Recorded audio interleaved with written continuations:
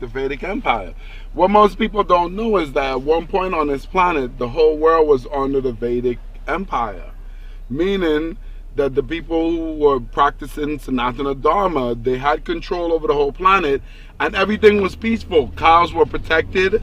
Every living entity had as their goal to go back home, back to Godhead. Over time, the Brahmins became corrupted and they changed the destination because they wanted some benefit, money, wealth, adoration, fame, and name. They changed and they told people, listen, you could go to heavenly planets. There, your senses are 1,000,000 times better. You can have 1,000,000 times better sex. The women there are 1,000,000 times more beautiful.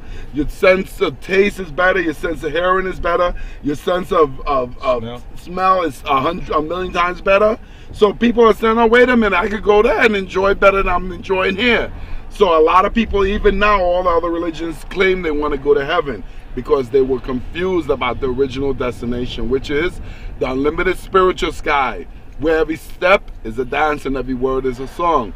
Where once achieving, one never comes back here. But anyone who goes to heavenly planet falls back into material nature, back here to start all over again, to go back and learn everything over.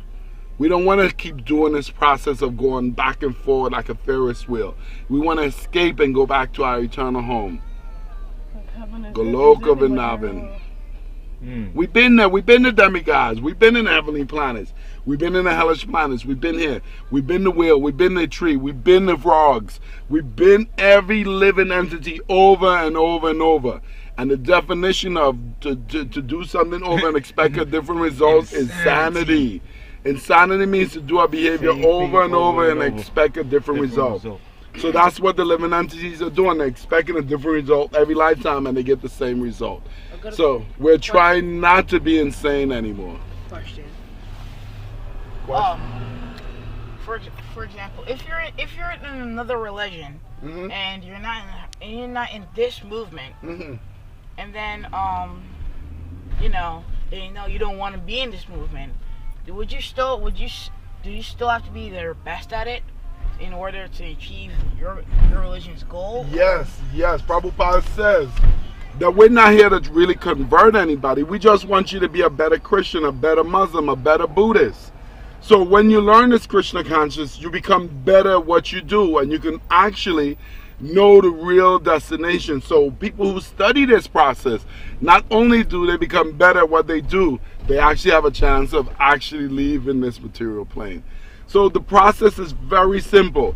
We don't knock people because of their situation. We just have more detailed knowledge of what's going on and we want to give it to the world. We have a superior product to offer and we want to offer it to you. Also, because you know how we go around, we have Harinam, we go around, we give people like flyers and cookies and everything.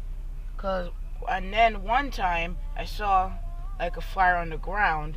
I was thinking that it was offensive that they were putting our flyers on the ground because that was our religion right there. So not really. The thing is, everyone has free will. The Lord has given us free will as our birthright. So they have a right to choose or not choose to do what we do. And so it might take them a little longer to leave here, but everyone in the end will be captured back by Krishna. It's guaranteed every one of us will be captured and taken back home. It'll just take some people longer than others. So we don't knock them. We just pray that they take to it sooner rather than later, because the living entities are struggling and suffering. Do you know what the definition of a hero is? A hero is someone who puts himself in a position in danger when they don't have to. Actually, all of us are like heroes because we put ourselves in this position. A dangerous world where there's danger at every step. And so Krishna says everyone is acting like a hero. They don't have to be there, but yet they're still there fighting against hunger, thirst, heat, cold, all the elements, old age, disease. We're always fighting against these things.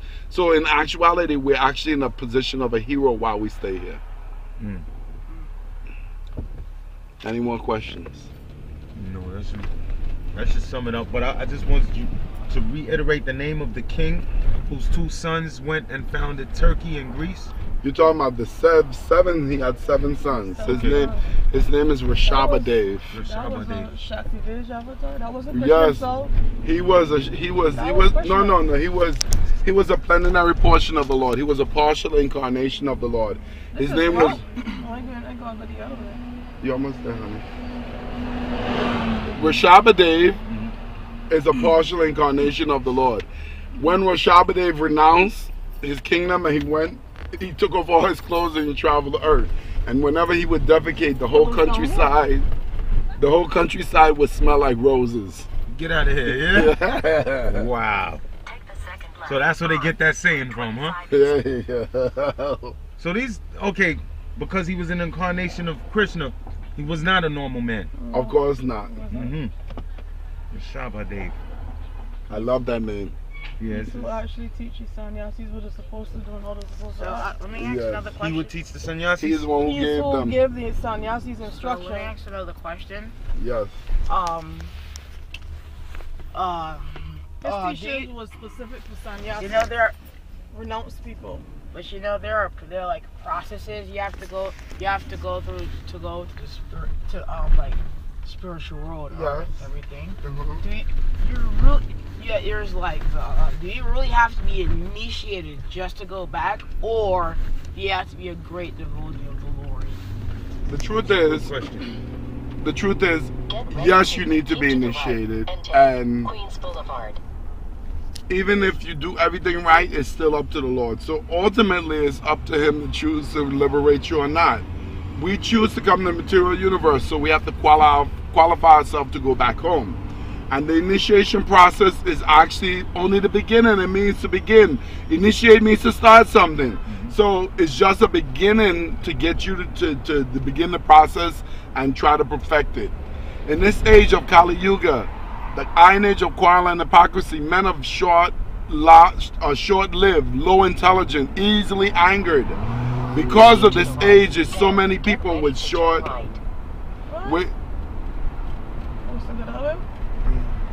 Let's keep going. We're still in Bible. Because in this age, everybody is so fallen, the Lord has made it easy by just chanting the holy names of the Lord, the Maha Mantra, to get out of this process. No, honey, let's keep going. I know where we're at. So this is our process. Harinam Sankirtan is the savior of the whole world. So please chant Hare Krishna and your life will be sublime.